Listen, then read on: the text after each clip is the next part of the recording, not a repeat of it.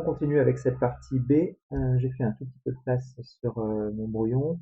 Donc on a les 5 équations retenues de la question 7. La partie a carré plus c carré égale 1 nous a donné, d'après la question 1b, on sait même qu'il est unique ce t, on verra si c'est utile.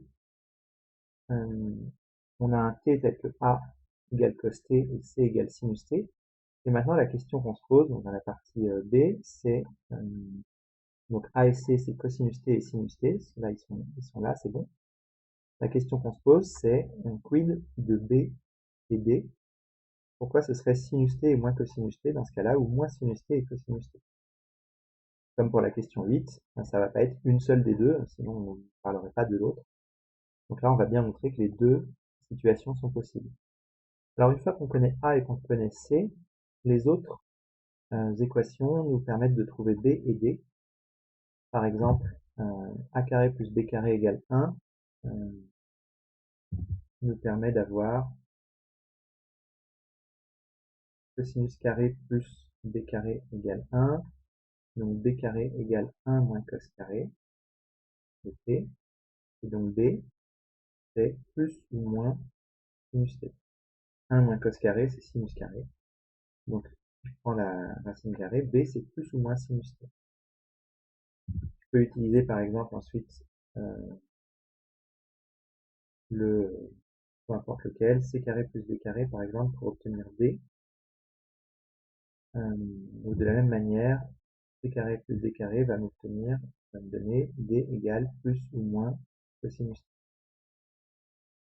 Voilà, et donc là, on a b et d qui peuvent être soit sinus t, soit cosinus t. Par rapport à ce qu'on veut, b plus ou moins sinus t, d moins ou plus cosinus t, c'est bien. Mais là, il y a encore 4 matrices possibles. Il y aurait aussi la matrice plus sinus t plus cosinus t, et la matrice moins sinus t moins cosinus t. Et celle-là, visiblement, on nous demande de les exclure. Il y a une dernière relation qu'on n'a pas du tout utilisée, c'est la relation AC plus BD égale 0. Donc ça nous apprend que AC égale moins BD. Et alors là, ça nous apprend que AC et BD sont de signes contraires. C'est-à-dire si AC est positif, BD est négatif. Inverse. Alors là, il y a eu des erreurs. Quand vous voyez ça, le fait que AC ce soit, je vais le faire dans le bon sens, cosinus T, cosinus T, et BD, BD, vous dites en voyant cosinus T fois sinus T et le signe moins ici, automatiquement B et D vont être de signes contraires. Alors, non, ça c'est pas correct parce qu'il faudrait très bien que le cosinus soit positif et le sinus soit négatif, et donc que ça ce soit négatif.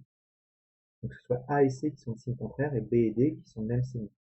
Donc ce que ça nous apprend, c'est que si A et C sont de même signe, alors B et D sont de signes contraires, et inversement. Donc en gros, A et C étant cosinus T et sinus T, B et D vont être nécessairement plus sinus T et moins cosinus T, ou l'inverse.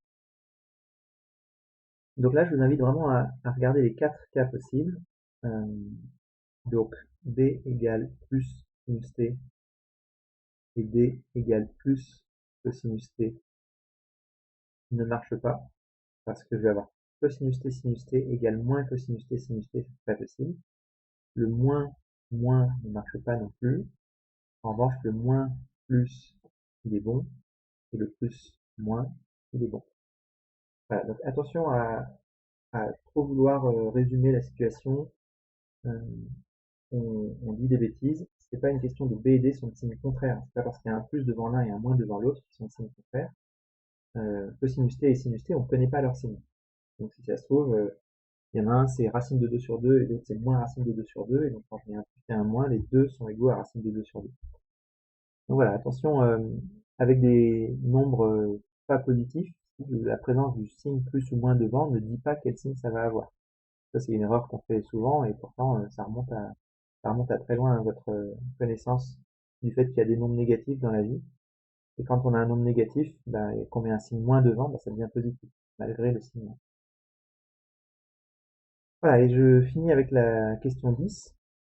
Conclusion, donner toutes les matrices de O2. Et alors, en tout et pour tout, ce que j'ai rencontré ici, ou presque, c'est un petit résumé. Donc, on a recopié gentiment la question 8 et la question 9. Alors, en fait, il y a deux choses. Premièrement, on va remarquer que dans la question 8, les quatre matrices qu'on obtient là, c'est exactement ces deux matrices-là dans les cas de T oublié. Donc finalement, dire qu'il existe un T entre 0 et 2π tel que M soit d'une de ces deux formes-là, ça résume soit un T différent de π sur 2 moins π sur 2, on est dans le cas de la question 9, soit un T égal à π sur 2 ou moins π sur 2, et hop, c'est les quatre cas de la question 8. Donc déjà, on peut résumer, c'est l'ensemble des matrices de l'une de ces deux formes-là pour T entre 0 et 2π. Et surtout, le gros truc à travers lequel vous êtes passé le plus souvent, c'est que ça, c'est une question de synthèse. Et tout ça, c'est une analyse. Qu'est-ce qui s'est passé? On a pris M, une matrice qu'on suppose orthogonale. Question 7, 8, 9, on a trouvé des conditions nécessaires. Dans ce cas-là, on a ça, et donc on a ça, et donc M vaut soit ça, soit ça. Question 10, quelles sont toutes les matrices orthogonales? On a montré si M est orthogonale, alors elle vaut ça ou ça. Il faut vérifier que si elle vaut ça ou ça, alors elle est orthogonale. Donc là, la question 10, c'est une question de réciproque. C'est donc une question de synthèse. Et donc toute cette partie-là, c'est un problème du style, on cherche toutes les matrices qui une condition, être orthogonale. Question 7, 8, 9, c'est une analyse. Question 10, c'est une synthèse. Et si c'est suffisamment difficile comme ça, vous aurez des questions intermédiaires. Mais par contre, il faut absolument identifier que les questions intermédiaires sont en train de vous faire détailler la partie analyse et la partie synthèse du raisonnement.